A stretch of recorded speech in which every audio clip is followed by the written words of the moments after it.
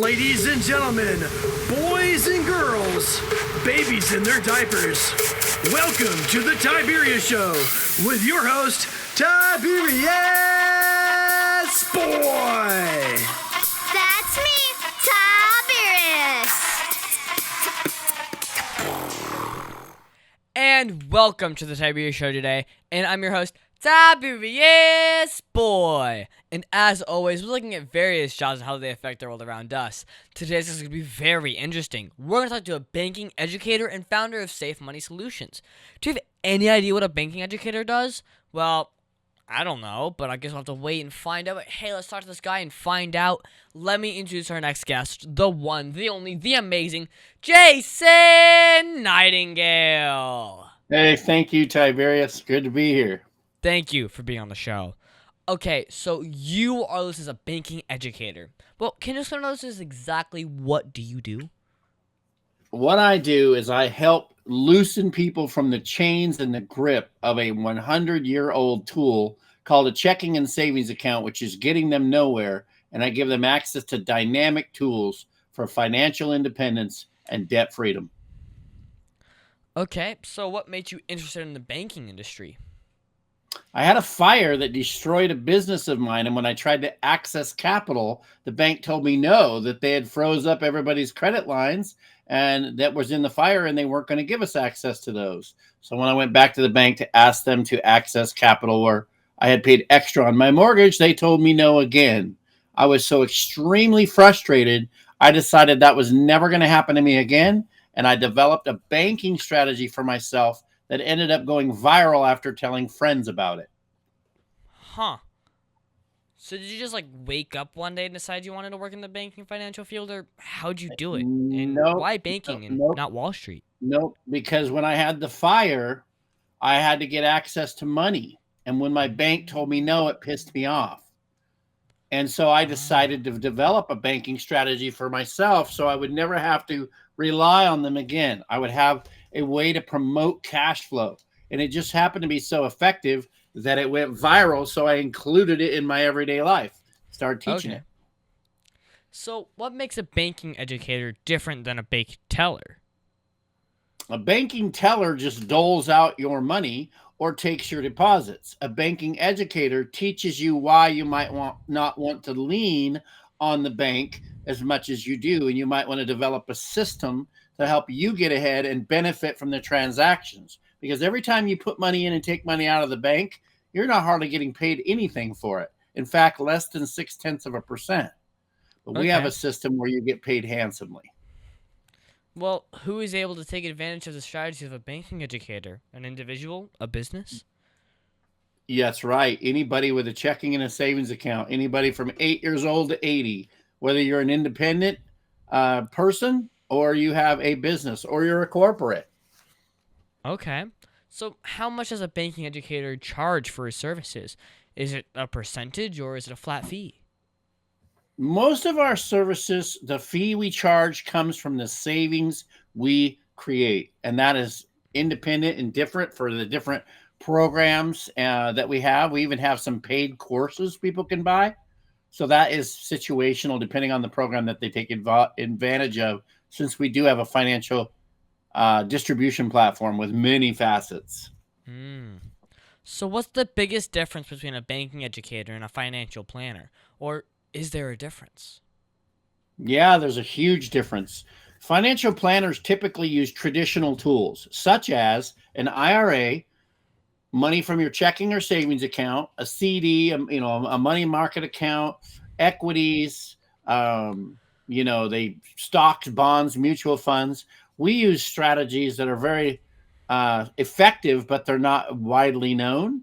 And we teach people a different system of money handling, like you can see on the sign behind me. We teach people how to handle their money differently so that they get to stay in control, pay less taxes, and keep more of what they earn. Well, is your way FDIC insured? Absolutely. The FDIC insured sticker that you see on the front of the bank really isn't as good as you think it is. Because when your bank runs out of money, they print more. And guess who pays the bill for that? Who? The taxpayer.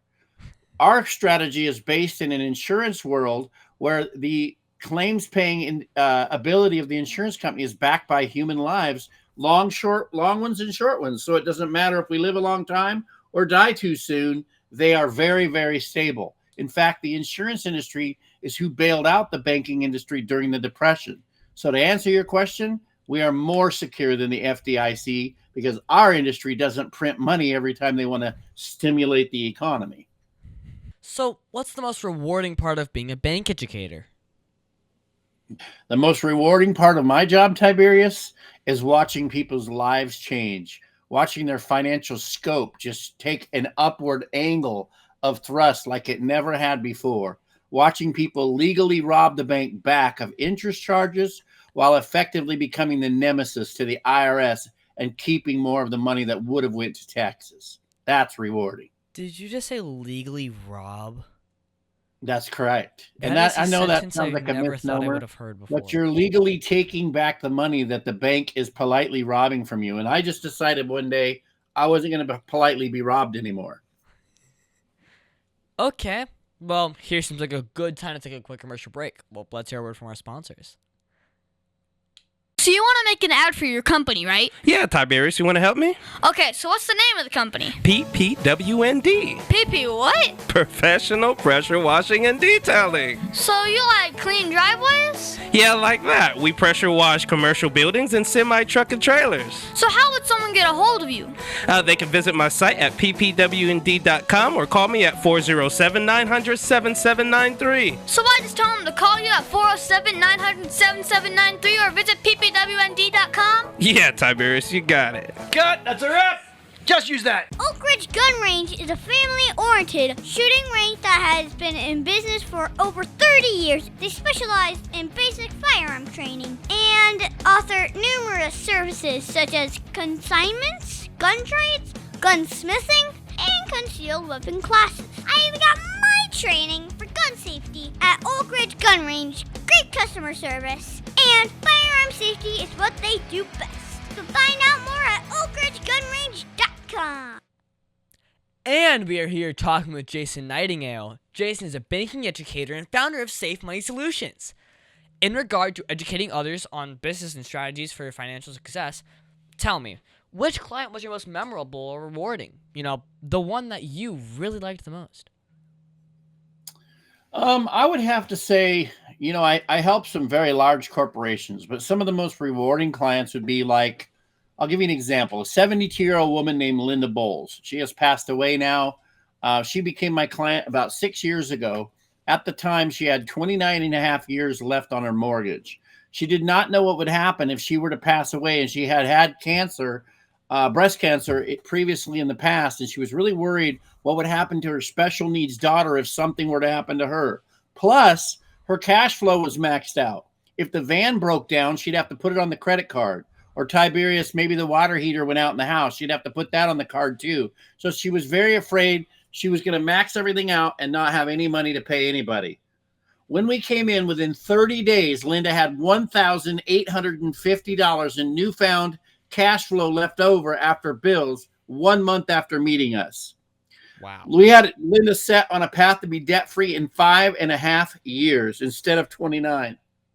Linda, we set it up where she was a co-signer on both of her kid and her grandson's vehicles, and we were able to have them make the payments to her using her equity line of credit, paying their cars off. She got the titles, and then we lowered their interest rate 1% so they could make the payments to her, which did what? It rebuilt her savings account. It put her in control, and it saved her daughter and grandson money. It was a win-win-win all the way around. When Linda ended up passing away, we were able to use the insurance products that we had put in place to finalize the debt freedom and pay the house off so that her child would have somewhere to live just exactly as she wanted it to happen. Nice. That was rewarding. So That was really did you a ever rewarding thing. fail in helping one of your clients achieve financial transformation? If so, why? Was it their fault? Have you ever heard the saying, you can lead a horse to water, but you can't make him drink? Yes. Very few times does it happen that people invest with us and then not engage naturally because they've got skin in the game when they pay for your service, right? But I have had a couple of people who wanted to be advisors, who wanted to come on and learn the strategy so they could help others. and they just came in and they were just lazy. They didn't really go through the modules of training like they were supposed to. And if it was my fault, yeah, I would say it was a failure, but it's not. I mean, I can't make people hungry. So the only people that have ever really failed or not done well at this strategy is someone who's not motivated. So therefore, our key person that we're looking for is someone either hungry for more, they want to cut down on their interest charges, or somebody who's very successful wanting to cut down on their tax, build their cash flow, and protect more of what they're making. Keep it. Okay, so how do you come up with the strategies to help your clients? I mean, do you have specific like guidelines that you follow? Yes, that's a good question. I'm glad you asked that. So when I was frustrated that my bank would not give me redrawed funds from the mortgage I'd paid extra, I started Googling how to redraw funds from a bank out of an amortized loan, which took me to some strategies that existed in Australia.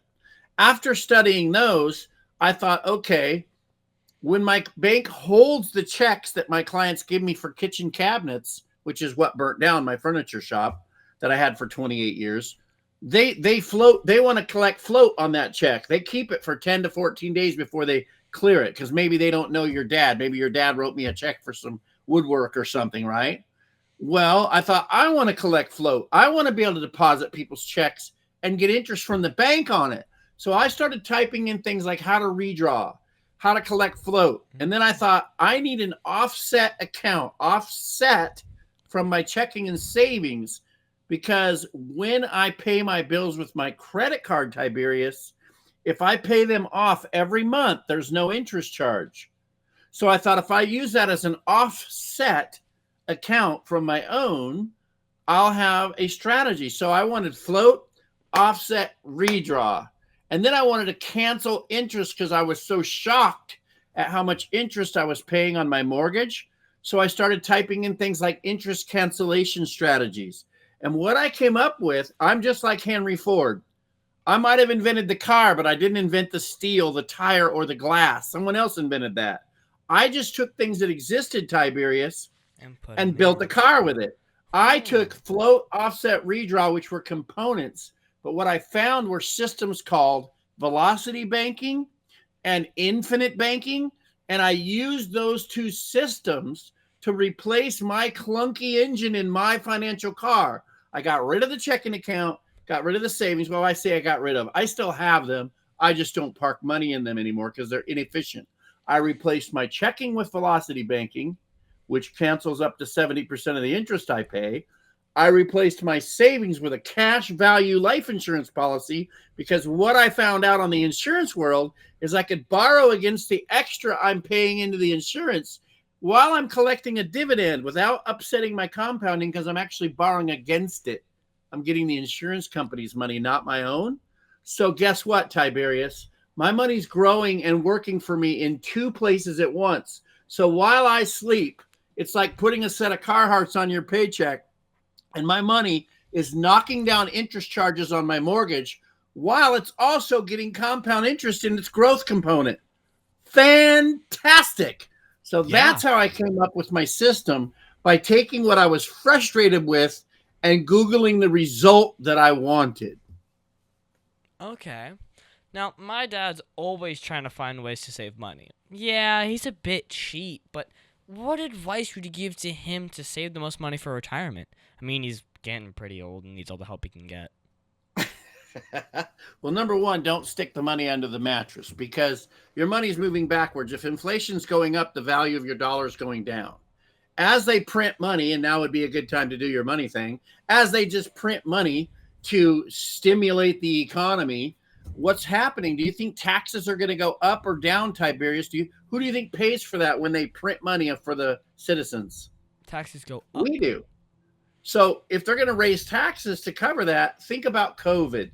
While we were in COVID, they printed 40% more money than was already in supply, while we were listening to Fauci and told we had to wear that stupid mask. Oh, sorry. Should have said that on the air. But anyway, that's how I felt about it anyway. Sorry if you don't agree with that. But anyway, long story short, you want to have your money in an interest-bearing account that doesn't incur risk. The name of my business, Safe Money Solutions. We believe in reserve accounts where you don't have to take risk, because what that does is that perfectly positions you to take advantage of opportunity when they arise, such as stock market crashes. So now my clients don't have to be hurt by these events. They can take advantage of them. So people like your father, when they have dynamic tools, it helps them to build up for the lost time. Because guess what? Probably wasn't very cheap raising you as a young boy. You cost money, right? So dad needs lots of money. Well, dad needs to not only keep his money safe, but he needs to get some good compound interest. And if he had a tool that does not upset the growth while he still has access to it, maybe he needs to take money out to buy you your first car. Maybe he'll need to take money out to, send you to the prom. I mean, I don't know what's going on in your life, but long story short, if you had a system that you could access the capital without upsetting the growth, you could do both at the same time. And that's what my accelerated banking model can do. And I have a saying, where is it written in the law of finance that you have to lose a pile of money every time the market crashes? You don't. We have ways where you can get credits when the market's doing good, and they'll leave you alone when the market's doing bad. And those are the systems that people like your dad really, really love, so that they have I know so money for the future, not just I hope so. Okay. So what's the most misunderstood part about your business? The most misunderstood part, I would say, is probably that there are other voices out there talking infinite banking or velocity banking. But that's just like the difference between somebody barking automobile and then saying Tesla. Not all automobiles are even close to what Elon Musk has created, right? Or maybe a Porsche, a Cadillac, a Lamborghini. You can't just say automobile and get to Lamborghini. But oftentimes people say infinite banking or velocity banking, and they think they know all about what I do. Not true. No. So does Safe Money Solutions also work with banks to make their business grow? I mean, my bank is Chase Bank, and I really like them. Okay, now we're getting to the touchy part where I have to be very careful. My business was offered a lot of money from a bank to buy me. I believe it was to shut me up. I told them, no, I'm not for sale. There's too many people that need to know what the banking industry is doing to them. That being said, you asked me earlier, did you just say Rob? I did. I said, Rob, we are legally taking back 70% of the interest that the bank is charging with our system, and we're legally doing it, okay? However, banks don't like to be legally robbed. They like that profit. They set up amortization, which means a loan that never dies, and mortgages, which means death pledge, which are horrible names, but that's what those are named, and we can get into that in another show.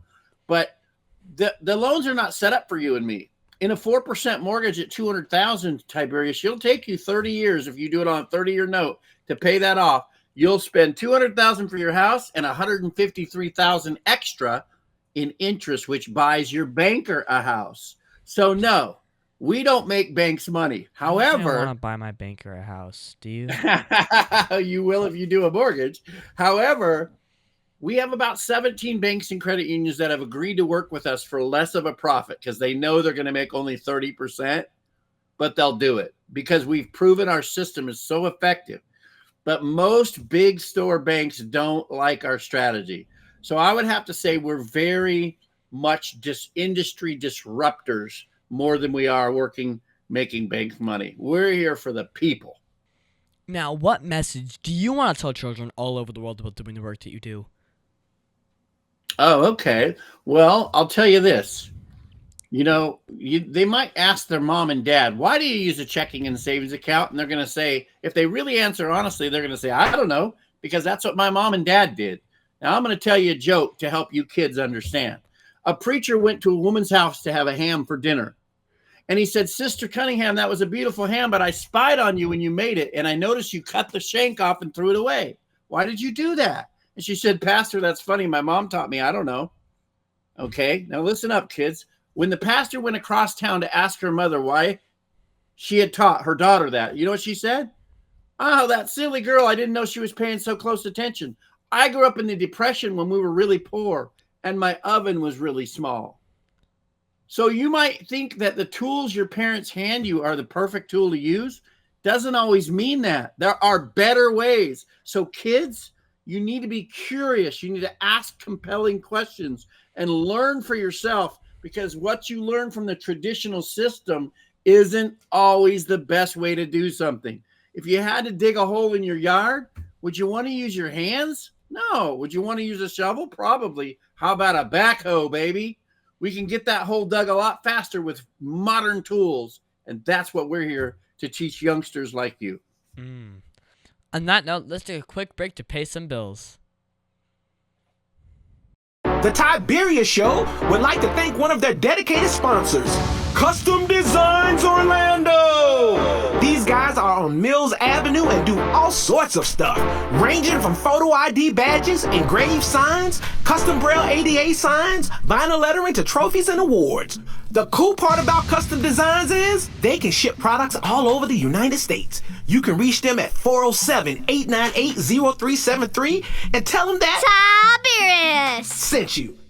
Over 40 years, Lighthouse Central Florida has provided education, independent life skills, and job training to thousands of Central Floridians who live with blindness or any degree of vision loss. Whether it's picking out clothes in the morning or just moving around your community and serving Orange, Seminole, and Osceola counties, contact Lighthouse Central Florida at 407-898-2483 or visit them online at lighthousecfl.org. And we're back with Jason Nightingale, a banking educator and founder of Safe Money Solutions. So, Jason, as a banking educator, what would you say gets your clients in the most financial trouble? What gets my clients into the most financial trouble? I would say because our traditional banking system, as we all saw played out in 2007, before the 08-09 crash, they make it too easy for people to go in debt. They set us up for failure by making us payment driven. How much monthly payment do you want the house to be? And they'll get all the house they can stuffed into that payment, even if they have to finance it even 40 years. So people are financing bigger amounts for longer times, and we're even sometimes willing to go higher on the interest because we want what we want. We are a gimme, gimme, gimme world. And so what gets people in trouble is when their debt to income gets very high, or they hawk 4 decades into the future in debt because lenders make it so easy to get access to their capital. When if people would learn to become their own bank and learn a system like ours, not only would they be able to afford their own down payments getting started, pretty soon in a few years, they'd be able to pay their homes off in 7 to 9 years, and then start buying up the neighbors' homes in 3 to 4 years each on the average income of just $2,000 cash flow left over, to where they wouldn't have reliance on banks, and that wouldn't even have been a problem, and you wouldn't have had to ask that question. But people are too reliant on banks, Tiberius.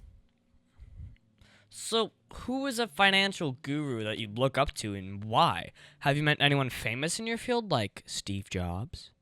You bet I have. Robert Kiyosaki taught me about the 4 domains of finance. If you draw a picture of a house, it's got a roof, it's got rooms inside, and a foundation. That roof in finance would be the protection, which would be where you'd put the insurance. The rooms in your financial house would be assets and liabilities, and the foundation would be the cash flow. When I learned Robert Kiyosaki, how he said if there was one single asset that could affect all 4 domains at the same time, wouldn't you want to know about it?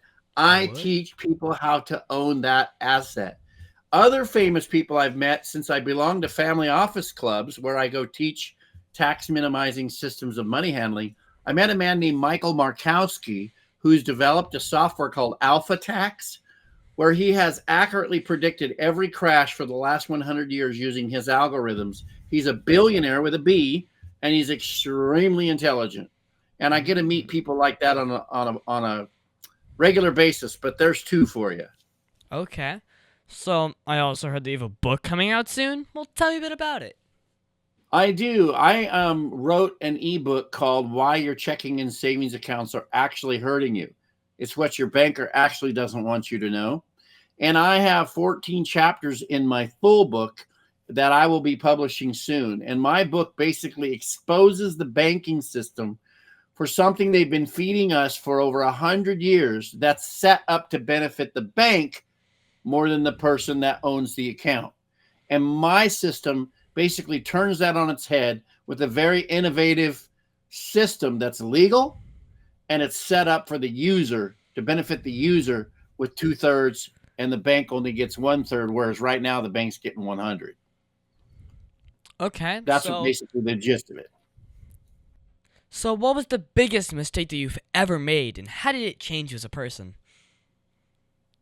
Oh, biggest mistake I ever made was probably just following the system, getting a mortgage, because when the chips were down and a fire destroyed my business, my mortgage was the biggest thing that was eating my lunch. It was taking up the lion's share of my cash flow.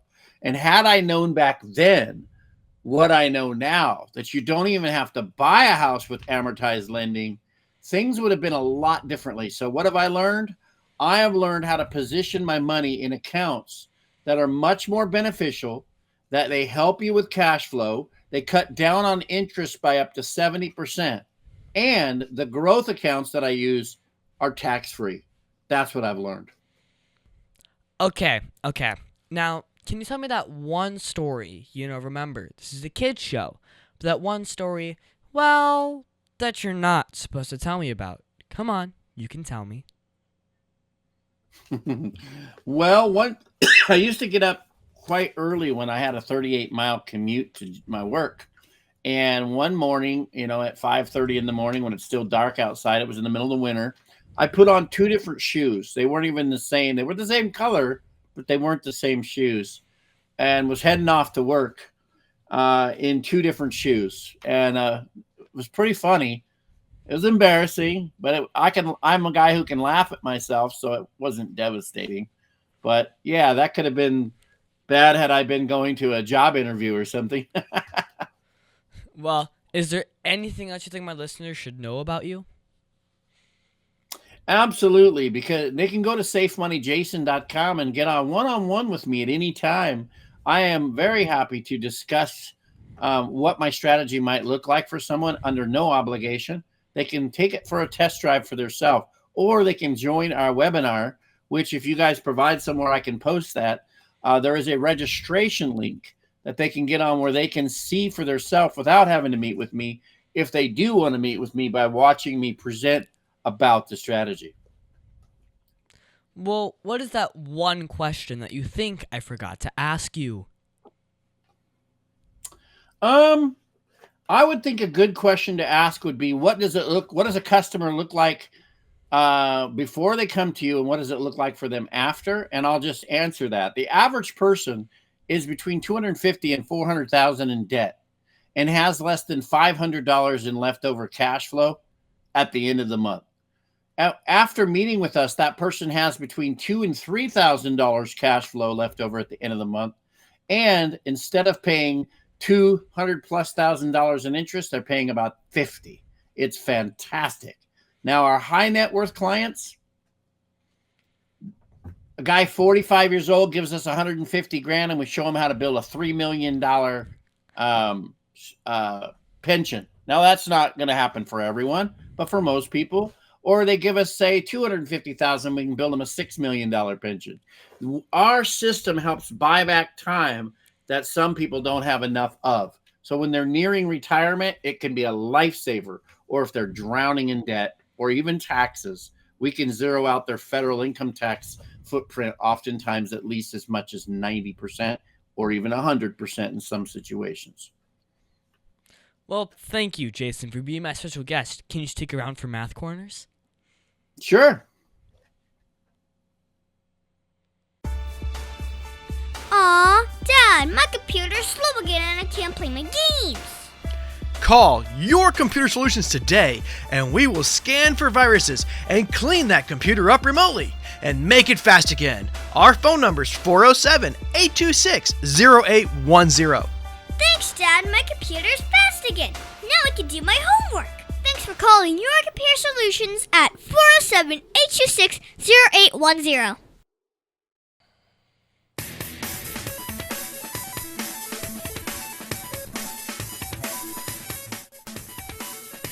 Tiberius' favorite subject, it's Math Corners! And now it's time for Math Corners. thank you so much, Jason, for helping me with Math Corners. This week, we're going to do some more multi-step word problems. And today, we're going to do some multiplication and division to see how much our costly gas prices are draining our pocketbook.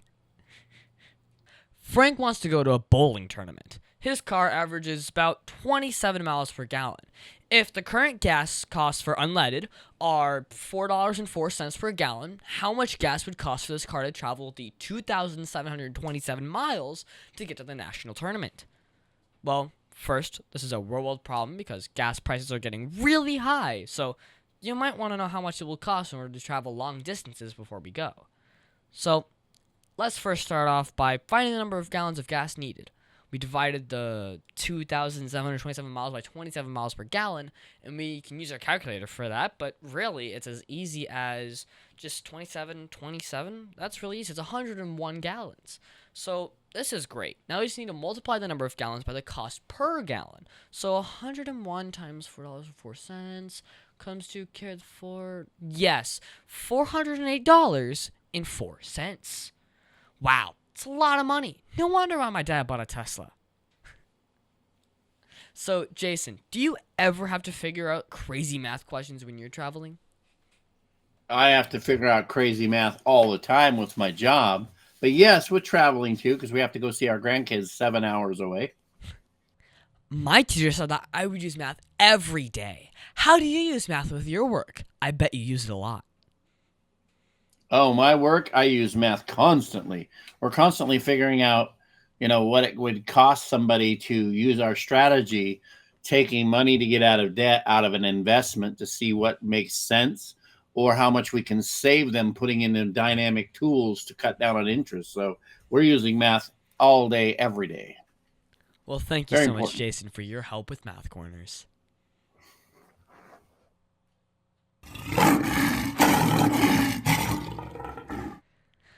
And now it's time for the Heart of a Lion.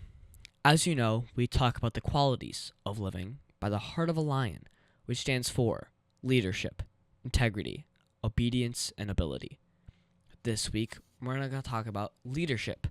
For me, I think leadership is the act of loving what is good, having self-control, and being disciplined. The qualities of leadership are trustworthiness, empowerment of others, clear communication, decisiveness, resilience, and building motivation and engagement with others. So, Harrowit's Law is down on their incoming new cases. Candace, their sales supervisor, recognizes that her team is losing morale. She knows that she's nothing without her team. She buys everyone breakfast the next morning and organizes an impromptu meeting huddle. So, she's discussing the need to increase sales and listens to her employees' concerns. After carefully listening, Candace announces the implementation of a monthly bonus program. She presents sales and closing strategies to drive better sales goals. For example, attending networking events and sharing podcasts or social media skits. The team seemed reinvigorated, and by the next quarter, their incoming cases increased by 25%.